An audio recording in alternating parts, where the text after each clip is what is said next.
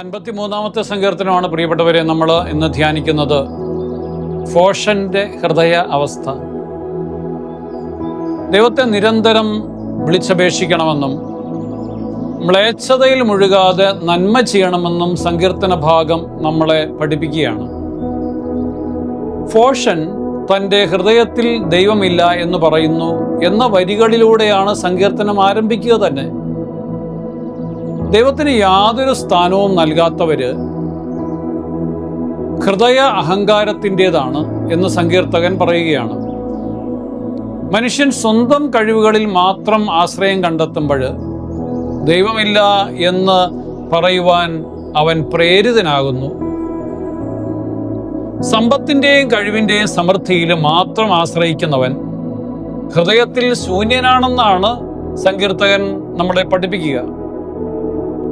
നമുക്ക് പ്രാർത്ഥിക്കാം. സകലത്തിൻ്റെയും അധിപനായിട്ടുള്ള കർത്താവേ, സമ്പത്തിനു വേണ്ടിയുള്ള ആഗ്രഹത്തിൽ അങ്ങയെ മറന്ന് ജീവിക്കാതെ അങ്ങയിൽ മാത്രം കണ്ണ് നട്ട് ജീവിക്കുവാൻ ഞങ്ങളെ പഠിപ്പിക്കണമേ. ദൈവമാണ് യഥാർത്ഥ സമ്പത്തെന്ന് ഞങ്ങളെ പഠിപ്പിക്കണം. ഞങ്ങളുടെ കഴിവിൽ മാത്രം ആശ്രയിക്കാതെ എളിമയിലും വിനയത്തിലും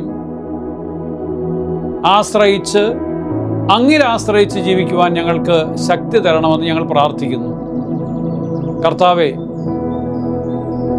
ഞങ്ങളല്ല, അങ്ങാണ് ഏറ്റവും വലിയവനെന്ന് ഞങ്ങൾ പ്രഖ്യാപിക്കുന്നു. ഇന്നത്തെ ദിവസം പ്രിയപ്പെട്ടവരെ, നമുക്ക് ഏറ്റവും വലിയ സമ്പത്ത് ദൈവമാണെന്ന് കരുതാം. ദൈവത്തിൽ പരിപൂർണമായിട്ട് ആശ്രയിക്കാം. നമ്മുടെ എല്ലാ കാര്യങ്ങളും ദൈവത്തിൽ സമർപ്പിക്കാം. ദൈവം സമർത്ഥമായിട്ട് നമ്മളെ അനുഗ്രഹിക്കട്ടെ. ആമേൻ.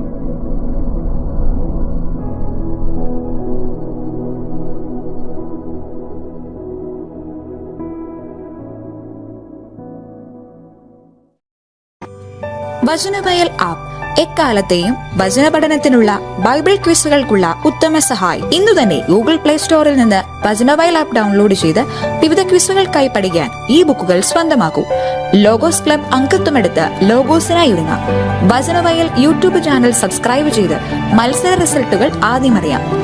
www.vajanavayal.com എന്ന സൈറ്റിലും ഈ ആപ്പ് ലഭ്യമാണ്. എക്കാലത്തെയും ബൈബിൾ ക്വിസുകൾക്കും സഭാവിജ്ഞാന ക്വിസുകൾക്കും പരീക്ഷകൾക്കും വേദപാഠ പരീക്ഷകൾക്കും സഹായിക്കുന്ന 1,00,000-ൽ പരം ചോദ്യോത്തരങ്ങൾ.